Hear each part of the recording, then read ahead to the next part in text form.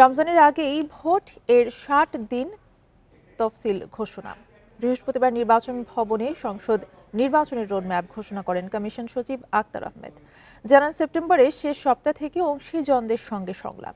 ২০২৬ সালের জানুয়ারির মধ্যে প্রবাসীদের পোস্টাল ভোটের যাবতীয় কার্যক্রম শেষ করবে কমিশন। ২৪টি কর্মপরিকল্পনা নিয়ে জাতীয় নির্বাচনের রোডম্যাপ চূড়ান্ত করেছে নির্বাচন কমিশন।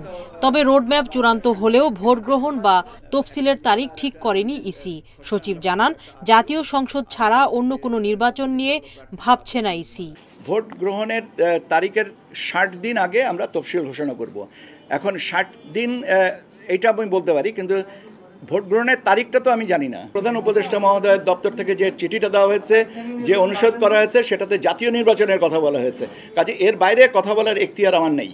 চূড়ান্ত ভোটার তালিকা প্রকাশ ৩০ নভেম্বর, আর রাজনৈতিক দল নিবন্ধন চূড়ান্ত হবে ৩০ সেপ্টেম্বরের মধ্যে। সংসদীয় আসনের সীমানা চূড়ান্ত করে গেজেট প্রকাশ হবে ১৫ সেপ্টেম্বর। এছাড়া এবারই প্রথম ভোট দেওয়ার সুযোগ পাচ্ছেন প্রবাসীরা। যখন অংশীজনদের সাথে আমরা আলোচনা হবে, তখন তাদের যদি কোনো মতামত থাকে আমাদের নিশ্চয়ই বলবেন। এবং আমি তো বলেছি যে এটার সাথে সংযোজন হতে পারে, বিয়োজন হওয়ার কোনো সুযোগ নেই। Existing law and order situation এটা স্বরাষ্ট্র মন্ত্রণালয়ের বিষয়। আমাদের বিষয়টা হচ্ছে যে নির্বাচন সংক্রান্ত কার্যক্রমগুলো এগিয়ে নিয়ে যাওয়া। এছাড়াও গুরুত্বপূর্ণ বেশ কিছু আইন ৩০ সেপ্টেম্বরের মধ্যে শেষ করার আশা করছে ইসি। ২৯ আগস্ট থেকে ভোট গ্রহণের ৪ থেকে ৫ দিন আগে পর্যন্ত যাবতীয় নির্বাচনী প্রশিক্ষণ শেষ করবে ইসি। আমি কি জানি আগামী ১ ঘন্টা পরে আমার জীবনে কি দুর্ঘটনা ঘটবে না? প্রত্যেকটা জিনিসই চ্যালেঞ্জের, এবং প্রত্যেকটা জিনিসকে মোকাবেলা করার জন্য মানসিক প্রস্তুতি থাকতে হবে। এটাই হচ্ছে দৃঢ়তা। ১৫ নভেম্বর ত্রয়োদশ সংসদ নির্বাচনের বাজেট চূড়ান্ত হবে। নির্বাচনের ম্যানুয়াল, নির্দেশিকা, পোস্টার মুদ্রণ একই সময়ের মধ্যে। আইন শৃঙ্খলা পরিস্থিতি নিয়ে প্রথম সভা ২৫ সেপ্টেম্বর। নির্বাচনী সরঞ্জাম সংগ্রহ ও বিতরণ সম্পন্ন হবে ডিসেম্বরের মধ্যে। সুলতানা জাহান মিতু, ইন্ডিপেন্ডেন্ট নিউজ, ঢাকা। কেউ নির্বাচন বানচালের চেষ্টা করলে বিএনপি তা প্রতিহত করবে বলে হুঁশিয়ারি দিয়েছেন বিএনপি নেতারা। যারা ভোট বানচালের চেষ্টা করছে তারা আওয়ামী লীগের দোসর বলেও মনে করেন দলটির নেতারা। বৃহস্পতিবার রাজধানীতে আলাদা অনুষ্ঠানে এসব কথা বলেন তারা। জামায়াতের একমাত্র উদ্দেশ্য বিএনপি ঠেকানো বলেও দাবি তাদের। জাতীয়তাবাদী মুক্তিযোদ্ধা দলের ৩৩তম প্রতিষ্ঠা বার্ষিকী উপলক্ষে জাতীয় প্রেস ক্লাবে এ আলোচনা সভা। এতে যোগ দেন সংগঠনটির বিভিন্ন পর্যায়ের নেতাকর্মীরা। অনুষ্ঠানে বিএনপি নেতা হাফিজউদ্দিন আহমেদ বলেন, অনির্বাচিত কেউ সংবিধান প্রণয়ন করতে পারবে না। নির্বাচিত প্রতিনিধিরাই সংবিধান সংশোধন করবে। নানা ইস্যু তৈরি করে একটি মহল ভোট বানচালের চেষ্টা করছে বলেও অভিযোগ তার। তারা ইতিমধ্যেই উপলব্ধি করেছে যে নির্বাচনে তাদের কোনো সুযোগ নাই, জনগণ তাদেরকে ভোট দিবে না। তাদের এখন একমাত্র চেষ্টা হলো বিএনপি ঠেকাও, বিএনপি যেন রাষ্ট্র ক্ষমতায় না আসতে পারে। সুতরাং নির্বাচনী আর দরকার নেই। নির্বাচনকে বিলম্বিত করার জন্য তারা অক্লান্ত পরিশ্রম করে যাচ্ছে।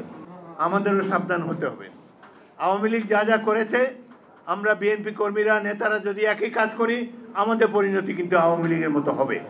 একই অনুষ্ঠানে বিএনপি নেতা জয়নুল আবদিন ফারুক বলেন, নির্বাচন ঠেকানোর কথা যারা বলেন তাদের সেই ক্ষমতা নেই, জনগণই তাদের প্রতিহত করবে।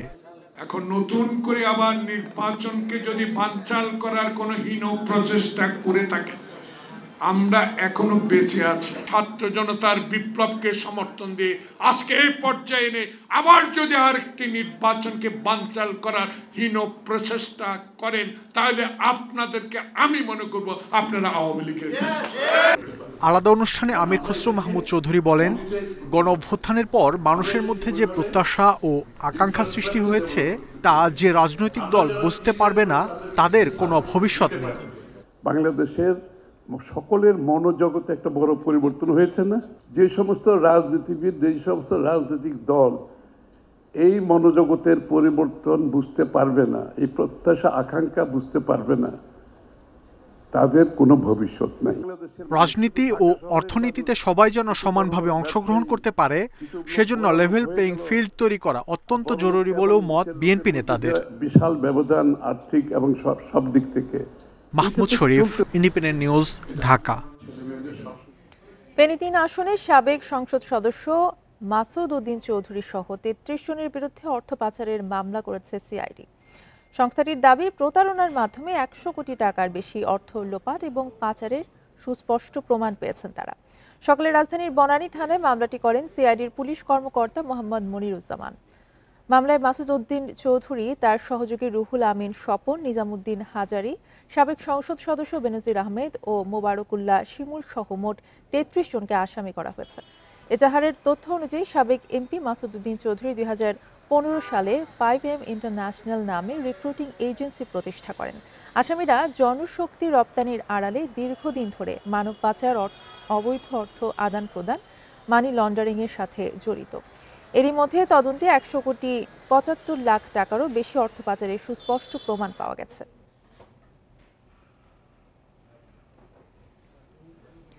সাবেক মন্ত্রী আব্দুল লতিফ সিদ্দিকী, ঢাকা বিশ্ববিদ্যালয়ের অধ্যাপক শেখ হাফিজুর রহমান কার্জন ও সাংবাদিক মঞ্জুরুল আলম পান্নাকে ডিবি কার্যালয়ে নেওয়া হয়েছে। বৃহস্পতিবার ঢাকা রিপোর্টার্স ইউনিটিতে মঞ্চ ৭১-এর আলোচনায় যোগ দেওয়ার পর তাদের অবরুদ্ধ করে রাখেন জুলাই যোদ্ধারা। পরে পুলিশে খবর দিলে তাদের নেওয়া হয় ডিবিতে।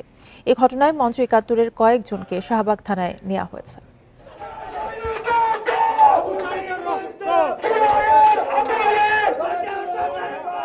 এই হট্টগোল মঞ্চ ৭১-এর আয়োজিত স্বাধীনতা ও সংবিধান নিয়ে এক আলোচনার সভাকে ঘিরে। আওয়ামী লীগের সাবেক মন্ত্রী আব্দুল লতিফ সিদ্দিকীর এই অনুষ্ঠানে যোগ দেওয়া নিয়ে এর সূত্রপাত। আলোচনায় আরও যোগ দেন অধ্যাপক হাফিজুর রহমান কার্জন, সাংবাদিক মঞ্জুরুল আলম পান্না সহ অনেকেই। এ সময় লতিফ সিদ্দিকীর বিরুদ্ধে নানা স্লোগান দেন অবরুদ্ধকারীরা। তাদের অভিযোগ, আওয়ামী লীগকে পুনর্বাসন করার চেষ্টা করছেন লতিফ সিদ্দিকী। তবে নিজেকে জুলাই আন্দোলনের একজন সমর্থনকারী হিসেবে দাবি করেন তিনি। উনি কে, উনার পরিচয় কি, উনি কোন ধরনের লোক, এগুলো তো যথেষ্ট আপনাদের জানা আছে। নতুনভাবে এই ফ্যাসিস্টের দূষর খুনি হাসিনার যে দিল্লির প্রেসক্রিপশন এখানে আওয়ামী লীগ পুনর্বাসন করার ঠিকাদারি নিয়েছে, তার ব্যাপারে আমাদের কোনো আপোষ নেই। আমি 16 জুলাই বলেছি এই সরকারের পতন চাই। বৈষম্য বিরোধী আন্দোলন যারা করছে আমি তাদেরকে 100% সমর্থন করি। কিসের মাধ্যমে? বিবিসি শুনে দেখেন। মঞ্চ ৭১-এর আলোচনায় তাদের অবরুদ্ধ রেখে পুলিশে খবর দেয় বিক্ষোভকারীরা। পরে পুলিশ এসে পরিস্থিতি নিয়ন্ত্রণে নেয়। লতিফ সিদ্দিকী, সাংবাদিক মঞ্জুরুল আলম পান্না, অধ্যাপক হাফিজুর রহমান কার্জন সহ বেশ কয়েকজনকে নেওয়া হয় হেফাজতে। আইনি প্রক্রিয়া অনুযায়ী পরবর্তী ব্যবস্থা জানায় পুলিশ। মিটিং করছিল, ওই খবর পেয়ে আমরা আসছি। আপনারা দেখছেন যে এরা মানে জনগণই আমাদের হাতে তুলে দিয়েছে। আমরা এখনো যাই না যে কে আসলে মুক্তিযোদ্ধাকে, আমরা এটা যাচাই বাছাই করবো। যাচাই করে যে লিগাল যে প্রসিডিউর হবে, আইনগত ব্যবস্থা, সেটা আমরা পদক্ষেপ গ্রহণ করব। আওয়ামী লীগ সরকারের মন্ত্রী ছিলেন লতিফ সিদ্দিকী। হজ নিয়ে বিতর্কিত মন্তব্যের জেরে মন্ত্রিত্ব হারান তিনি। বন Ibne Kamal, Independent News, Dhaka. BSc ও ডিপ্লোমা প্রকৌশলীদের সমস্যা চিহ্নিত করতে গণপূর্ত সচিবকে প্রধান করে 14 জনের ওয়ার্কিং গ্রুপ গঠন হয়েছে। 1 মাসের মধ্যে সরকারকে এই বিষয়ে সুপারিশ করার কথা জানান কমিটির সদস্য বন ও পরিবেশ উপদেষ্টা। আর জ্বালানি উপদেষ্টা বলেন, আন্দোলনে জড়িতদের অভিভাবক এবং চাকরিদাতার সঙ্গে আলোচনা হবে। তাদের দাবির যৌক্তিকতা পরীক্ষা নিরীক্ষা শেষে সুপারিশ প্রণয়ন করা হবে। বৃহস্পতিবার বিকেলে সচিবালয়ে বৈঠক শেষে এসব কথা জানান তারা। ডিপ্লোমা প্রকৌশলীদের নামের আগে প্রকৌশলী লিখতে না দেয়া, কোটার মাধ্যমে পদোন্নতি না দেয়া সহ 3 দফা দাবিতে আন্দোলন করছে বুয়েট সহ প্রকৌশল বিশ্ববিদ্যালয়ের শিক্ষার্থীরা। আন্দোলনের মুখে বুধবার বিদ্যুৎ ও জ্বালানি উপদেষ্টাকে প্রধান করে 8 সদস্যের কমিটি করে সরকার। বৃহস্পতিবার সচিবালয়ে কমিটির প্রথম সভা শেষে কথা বলেন উপদেষ্টারা। বন ও পরিবেশ উপদেষ্টা জানান, বিএসসি ও ডিপ্লোমা ডিগ্রিধারী প্রকৌশলীদের সমস্যাগুলো চিহ্নিত করতে গণপূর্ত সচিবকে প্রধান করে 14 জনের ওয়ার্কিং গ্রুপ গঠন করা হয়েছে। এ সময় আন্দোলন করে জনদুর্ভোগ না করার আহ্বান জানান তিনি। বিভিন্ন সংস্থা প্রধান যারা আছেন, যে সংস্থাগুলোতে ইঞ্জিনিয়ারদের রিক্রুট করা হয়, সেই সংস্থা প্রধানেরা থাকবেন এবং একই সাথে ডিপ্লোমা ইঞ্জিনিয়ারদের থেকেও 3 জন প্রতিনিধি থাকবেন, 4 জন প্রতিনিধি, মোট 14 জনের সমন্বয়ে এটা হবে। এবং এখানে জনপ্রশাসন এবং আইন, এই 2টার প্রতিনিধিত্বও থাকবে। বিদ্যুৎ ও জ্বালানি উপদেষ্টা জানান, যারা আন্দোলনে জড়িত তাদের অভিভাবক ও চাকরিদাতাদের সাথে বসা হবে। আলোচনা করেই সিদ্ধান্ত নেওয়া হচ্ছে। আমরা এটা নিরপেক্ষতার সঙ্গে কোনো কারো পক্ষপাতিত্ব না করে আমরা এই সমস্যার একটা ন্যায্য সমাধান খুঁজতে চেষ্টা করব এবং আমরা আশা করব যারা এই বিএসসি প্রকৌশলীদের যারা অভিভাবক তারা তাদের যে তারা ছাত্র কিংবা তাদের ইয়েকে বোঝাবেন সদ্য পাস করা ইয়েকে, এবং যারা ডিপ্লোমা ইঞ্জিনিয়ার নেতৃত্ব ওনারা যে আছেন ওনারা ওনাদেরকে বোঝাবেন। সরকার বিষয়টি গুরুত্ব সহকারে নিয়েছে, তাই নতুন করে কর্মসূচির প্রয়োজন নেই বলেও জানান উপদেষ্টা। Hasif Mahmud Shah, Independent News, Dhaka. ডাকসু নির্বাচন সামনে রেখে ক্যাম্পাস ভিত্তিক পার্ট টাইম কর্মসংস্থানের ব্যবস্থা, সাইবার সিকিউরিটি নিশ্চিত সহ 10 দফা ইশতেহার ঘোষণা করেছে ছাত্রদল। এদিকে নির্বাচন হওয়া নিয়ে সংশয় প্রকাশ করছে বৈষম্য বিরোধী শিক্ষার্থী সংসদ। তবে কর্তৃপক্ষ বলছে নির্বাচন নির্দিষ্ট সময় হবে। ছাত্র সংসদ নির্বাচনকে কেন্দ্র করে জমজমাট ঢাকা বিশ্ববিদ্যালয় ক্যাম্পাস। বৃহস্পতিবার নির্বাচনী ইশতেহার ঘোষণা করেছে ছাত্রদল প্যানেল। ইশতেহারে যানবাহন সংকট দূর করা, সাইবার সিকিউরিটি এবং সাইবার বুলিং প্রতিরোধের ব্যবস্থা নেয়ার প্রতিশ্রুতি দেয়া হয়। এছাড়াও ক্যাম্পাস ভিত্তিক পার্ট টাইম কর্মসংস্থানের ব্যবস্থা করা, শিক্ষার্থীদের আইনি সহায়তার জন্য আইনজীবীদের নিয়ে একটি প্যানেল গঠন করা, প্রাণীবান্ধব ক্যাম্পাস হিসেবে প্রতিষ্ঠা করারও প্রতিশ্রুতি দেয়া হয়।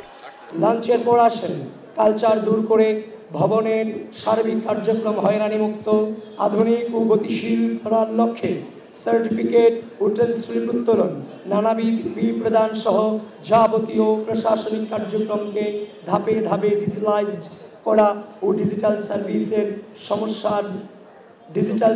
সমস্যার জন্য ডিজিটাল সাপোর্ট ডেস্ক তৈরি করা। এদিকে বৈষম্য বিরোধী শিক্ষার্থী সংসদের প্রার্থীরা জানান, আচরণবিধি লঙ্ঘনের অভিযোগ দেয়া হলেও কোনো ব্যবস্থা নেওয়া হয় না। কিন্তু আমরা দেখছি যে অনেকে সেসব বিধিমালা মানছে না, যেমন এটাও সত্য, আবার বিশ্ববিদ্যালয় প্রশাসন তাদের বিরুদ্ধে ব্যবস্থা নিচ্ছে না। সেক্ষেত্রে আসন্ন ইলেকশন দিন নিয়ে আমরা আশঙ্কা করছি, শিক্ষার্থীরা আশঙ্কা করছে। এদিকে ছাত্র শিবিরের প্রার্থীরা অভিযোগ করেন, ব্যানার ভাঙচুরের ঘটনায় এখনো কোনো ব্যবস্থা নেয়নি প্রশাসন। একটা মাল্টিকালচারাল ইনস্টিটিউশন হবে আমাদের ঢাকা বিশ্ববিদ্যালয়। একই সাথে আমরা বারবার উদ্বিগ্নতা প্রকাশ করছি বিশ্ববিদ্যালয়ে আমাদের নির্বাচন কমিশনের সামগ্রিক তাদের অ্যাক্টিভিটি এবং তাদের পক্ষপাতিত্বমূলক আচরণ দেখে। তবে প্রধান নির্বাচনী কর্মকর্তা বলছেন, ভোট নিয়ে কোনো শঙ্কা নেই, অভিযোগ এলেই ব্যবস্থা নেওয়া হচ্ছে। নির্বাচনের পরিবেশ এখন পর্যন্ত সন্তোষজনক। আচরণবিধি আমরা একটা অভিযোগ পেয়েছিলাম, আমরা সাথে সাথে আমরা তদন্ত কমিটি করে দিয়েছি, বিশেষ করে চারুকলায়। যখন যেখানে আমরা পাচ্ছি এই যে টিএসসির যে আচরণবিধি লঙ্ঘনের ছিল, আমাদের টাস্ক ফোর্সের প্রধান তাকে চিঠি দিয়েছে কারণ দর্শানোর। আগামী 9 সেপ্টেম্বর অনুষ্ঠিত হবে ডাকসু নির্বাচন। নূরে আলম, ইন্ডিপেন্ডেন্ট নিউজ, ঢাকা। চট্টগ্রাম বিশ্ববিদ্যালয় কেন্দ্রীয় ছাত্র সংসদ চাকসু নির্বাচন আগামী 12 অক্টোবর বিকেলে এই নির্বাচনের তফসিল ঘোষণা করেন চাকসুর প্রধান নির্বাচন কমিশনার অধ্যাপক ডক্টর মনির উদ্দিন। তিনি জানান, 12 অক্টোবর সকাল 9টা থেকে বিকেল 4টা পর্যন্ত চলবে ভোট গ্রহণ। অনেক শিক্ষার্থী এখনও ভোটার হননি উল্লেখ করে ডক্টর মনির জানান, এসব শিক্ষার্থীকে যুক্ত করে আগামী 1 সেপ্টেম্বর খসড়া ভোটার তালিকা প্রকাশ করা হবে। 11 সেপ্টেম্বর দেওয়া হবে চূড়ান্ত তালিকা। 1966 সালে চট্টগ্রাম বিশ্ববিদ্যালয় প্রতিষ্ঠার পর 1970 সালে প্রথম চাকসু নির্বাচন হয়। সর্বশেষ নির্বাচন হয় 1990 সালের 8 ফেব্রুয়ারি। এই তফসিল অনুসারে 1 তারিখ সোমবার, সেপ্টেম্বরের 1 তারিখ খসড়া ভোটার তালিকা প্রকাশ। আমাদের ভোট গ্রহণ হবে অক্টোবরের 12 তারিখ রবিবার। ছেলে হত্যার সাথে জড়িত সবার দৃষ্টান্তমূলক বিচার চেয়ে সাক্ষ্য দিয়েছেন শহীদ আবু সাইদের বাবা মকবুল হোসেন। বৃহস্পতিবার আন্তর্জাতিক অপরাধ ট্রাইব্যুনাল 2-এ সাক্ষ্য দেন তিনি। এ সময় তিনি জানান, 16 জুলাই রাতের মধ্যে আবু সাইদের মরদেহ দাফনে জোরাজুরি করেছিল প্রশাসন।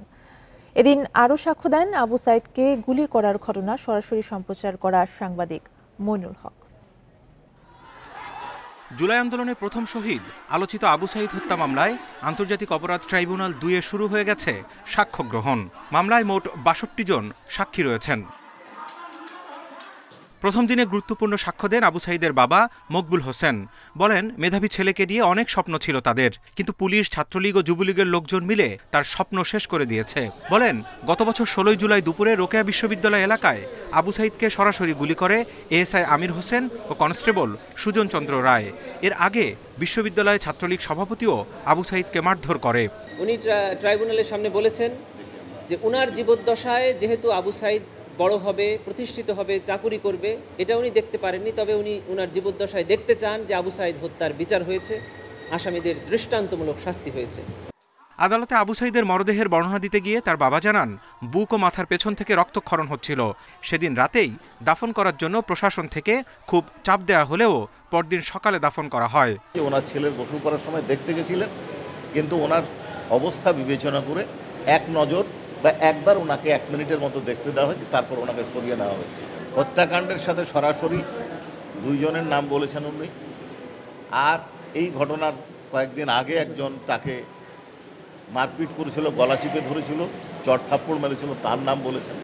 সাক্ষ্য গ্রহণের আগে রোকেয়া বিশ্ববিদ্যালয়ের প্রক্টর শরীফুল ইসলাম, 2 পুলিশ সদস্য সহ 6 আসামিকে ট্রাইব্যুনালে হাজির করা হয়। পলাতক রয়েছে রোকেয়া বিশ্ববিদ্যালয়ের সাবেক ভিসি হাসিবুর রশিদ, আরএমপির সাবেক কমিশনার মনিরুজ্জামান সহ 24 জন। Zahidul Bashar, Independent News, Dhaka. নিরস্ত্র শিশু কিভাবে সীমান্তে হুমকি হয়? বিএসএফ শুধু আত্মরক্ষার্থে গুলি করে, এমন দাবি নাকচ করে বিজিবির প্রশ্ন। 56তম মহাপরিচালক পর্যায়ের 4 দিনের সম্মেলন শেষে বৃহস্পতিবার বিএসএফ মহাপরিচালক আরও দাবি করেন, ভারত কাউকে পুশিন করেনি, শুধু অনুপ্রবেশকারীদেরই বাংলাদেশে পাঠিয়েছে। বর্ডার গার্ড বাংলাদেশ, বিজিবি ও ভারতের বর্ডার সিকিউরিটি ফোর্স বিএসএফ এর 56তম মহাপরিচালক পর্যায়ের 4 দিনের সম্মেলন শেষ হয় বৃহস্পতিবার। 25 আগস্ট শুরু হওয়া বৈঠকে বিজিবির মহাপরিচালক মেজর জেনারেল আশরাফুজ্জামান সিদ্দিকের নেতৃত্বে 21 সদস্য এবং বিএসএফ মহাপরিচালক শ্রী দালজিৎ সিং এর নেতৃত্বে 11 সদস্যের প্রতিনিধি দল অংশ নেন। বিএসএফ মহাপরিচালকের দাবি, শুধু আত্মরক্ষার্থে সীমান্তে গুলি চালান তারা, এছাড়া সীমান্তে ভারত কোনো পুশিন করেনি। ভারতীয় সীমান্তে কেউ উদ্বেগ তৈরি করলে তাতে অ্যাকশন নেওয়ার সিদ্ধান্ত আমাদের আছে। বিএসএফ কেবল আত্মরক্ষার জন্যই গুলি করতে বাধ্য হয়।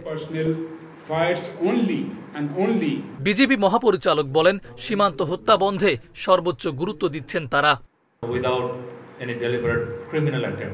আমরা বিএসএফকে প্রস্তাব দিয়েছি তারা যেন সীমান্ত হত্যা পুশিন বন্ধ করে এবং নিরপরাধ কেউ ভুলবশত সীমান্তে গেলে তাকে আলোচনার মাধ্যমে আইন প্রয়োগকারী সংস্থা কিংবা বিজিবির হাতে হস্তান্তর করা হয়। এবারের সম্মেলনে সীমান্ত হত্যা, পুশ ইন ও অবৈধ অনুপ্রবেশ রোধ, অস্ত্র ও মাদকের চোরাচালান রোধ সহ সীমান্তে উত্তেজনা প্রশমনে উদ্যোগ নিয়ে আলোচনা হয়েছে। মাহফুজার রহমান মিলন, ইন্ডিপেন্ডেন্ট নিউজ, ঢাকা। এ ছিল এখনকার সংবাদে। ইন্ডিপেন্ডেন্ট টেলিভিশনের আরো খবর জানতে চোখ রাখুন ফেসবুক, ইউটিউব এবং এক্সে। ধন্যবাদ।